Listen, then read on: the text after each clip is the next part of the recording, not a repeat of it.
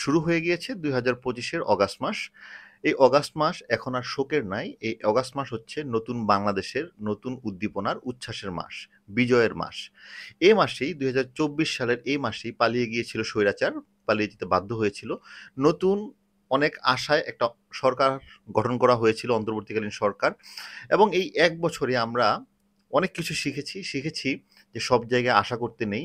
শিখেছি রাজনীতিতে ভালো বলে কিছু নেই। রাজনীতিতে যা আছে তা হচ্ছে কম খারাপ আর বেশি খারাপ। এই ১ বছরে আমরা আসলে আরো কি দেখলাম? দেখলাম ছাত্রদের নতুন রাজনৈতিক দল গঠন করা। দেখলাম ছাত্র বা সমন্বয়ক পরিচয়ে দুর্নীতি, চাঁদাবাজির একটা ব্যাপকতা। দেখলাম এই রাজনীতির ক্ষমতা নিয়ে দ্বন্দ্ব, মতৈক্য সবই দেখলাম। ১ বছর পরে এসে আমাদের অনেকগুলা বিষয় নিয়ে সতর্ক হওয়া দরকার। জানা দরকার কারা আসলে ভণ্ড, কারা আসলে প্রতারক। খুব সিম্পল ক্রাইটেরিয়াতেই আমরা বুঝতে পারবো কারা আসলে ভণ্ড। আমরা বলিউডে একটা সিনেমা দেখেছিলাম, যেটা ছিল হচ্ছে 'পিকে'। 'পিকে' মুভিতে আমির খান ওই যে বাবা নামে যারা ব্যবসা করে তাদের ভণ্ডামি প্রকাশ করেছিল। বলেছিল যে ভাইরাস। ঠিক একইভাবে আমাদের রাজনীতির মাঠে কাদেরকে আমরা ভাইরাস হিসেবে চিহ্নিত করতে পারি তা আজকে আপনাদেরকে সরাসরি বলে দিব। ১৯৭১ সালে যারা মুক্তিযুদ্ধ করেছিল, পরবর্তীতে এই মুক্তিযুদ্ধকে ঘিরে যে বাণিজ্য হয়েছিল, সেই বাণিজ্যের বড় একটা হাতিয়ার ছিল মুক্তিযোদ্ধা সনদ, মুক্তিযোদ্ধা সার্টিফিকেট। যারাই মুক্তিযোদ্ধা নামে বিভিন্ন জায়গায় সুবিধা পাওয়ার চেষ্টা করত, তারা ছিল ভাইরাস। জুলাই অগাস্টের পর থেকে সমন্বয়ক, জুলাই যোদ্ধা এসব নামে যারাই নিজেকে পরিচয় দিবে, মনে করবেন সে একটা ভাইরাস, সে একটা ভণ্ড। শুধুমাত্র জুলাই অগাস্টে যারা আহত হয়েছে বা যাদের ভাই, বোন, স্বামী নিহত হয়েছে, তারা বাদে যারাই আপনার কাছে এসে সমন্বয়ক বা জুলাই যোদ্ধা নামে পরিচয় দিবে, সবাই হচ্ছে ভণ্ড। আজকে আমরা দেখলাম যে শাহবাগে জুলাই যোদ্ধা এবং প্রকৃত জুলাই যোদ্ধা নামে ২ গ্রুপের ভিতরে মারামারি, কি বিশ্রী রকম মারামারি।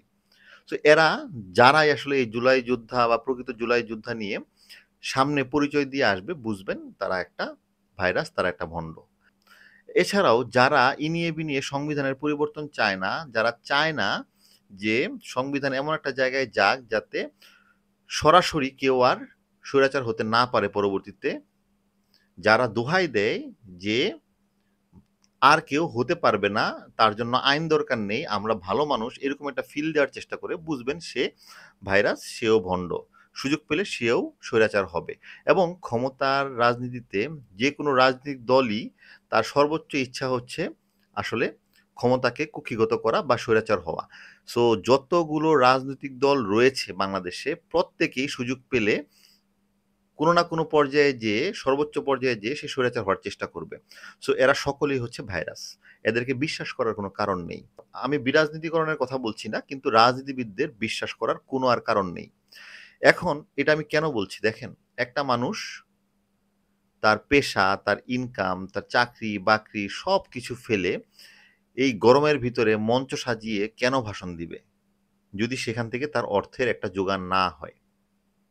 বাংলাদেশের রাজনীতিবিদরা কিন্তু এমন না যে তারা খুব আ কোয়ালিফাইড, তাদের নিজস্ব পেশা রয়েছে। কিছু ব্যক্তি ছাড়া, যেমন কিছু ব্যক্তি রয়েছে যারা আমরা দেখি যে বিভিন্ন অ্যাডভোকেট বা ব্যারিস্টার, তারা বাদে মেক্সিমামই হচ্ছে অ্যাকচুয়ালি এই রাজনীতিকে ঘিরেই তাদের পেশা আবির্ভূত হয়। হয়তোবা কেউ আগে থেকে টেন্ডার বা ঠিকাদারি ব্যবসার সাথে জড়িত, অথবা কেউ রাজনীতিতে এসে সেই পরিচয়, নাম ভাঙিয়ে বা সুবিধা নিয়ে বিভিন্ন রকম ঠিকাদারি বা বিভিন্ন রকম টেন্ডারবাজির সাথে জড়িত হয়ে ব্যবসা-বাণিজ্য করে ফুলে ফেঁপে উঠে।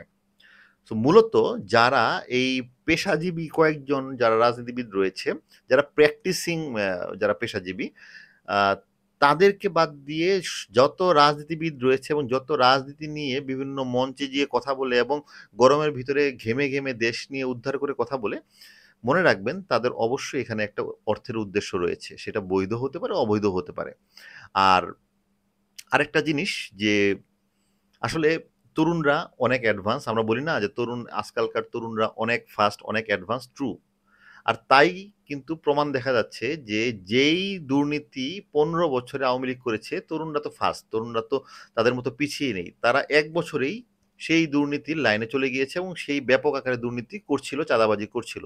তার প্রমাণ কিন্তু আমরা দেখলাম বিভিন্ন দলের যে অঙ্গ সংগঠন থেকে শুরু করে ছাত্র সমন্বয়ক পরিচয়ে সকলেই কিন্তু এই চাঁদাবাজির সাথে যুক্ত হয়ে গিয়েছে। আরো দেখছি যে যারা ছাত্রদের রাজনৈতিক যে দল হয়ে আসা বা তাদের যে নেতৃস্থানীয় যারা রয়েছে তাদের ভিতরে কিভাবে এই ক্ষমতার যেই বাউন্ডারিটা সেখানে তাদের নিজেদের আসন পাকাপোক্ত করার চেষ্টা, কিভাবে তারা জোরপূর্বক বিভিন্ন রকম রাজনৈতিক সিদ্ধান্ত চাপিয়ে দিচ্ছে বা চাপিয়ে দেওয়ার চেষ্টা করছে সেটাও আমরা দেখছি। সো এরাও অ্যাকচুয়ালি ভাইরাস। যখন বা যতক্ষণ পর্যন্ত একটা মানুষ কোনো রাজনৈতিক পরিচয় ছাড়া কথা বলছে ততক্ষণ পর্যন্ত ঠিক আছে। যখনই কেউ রাজনৈতিক পরিচয়ে আপনার কাছে এসে পরিচয় দিবে আপনি বুঝে যাবেন তারাই হচ্ছে ভাইরাস।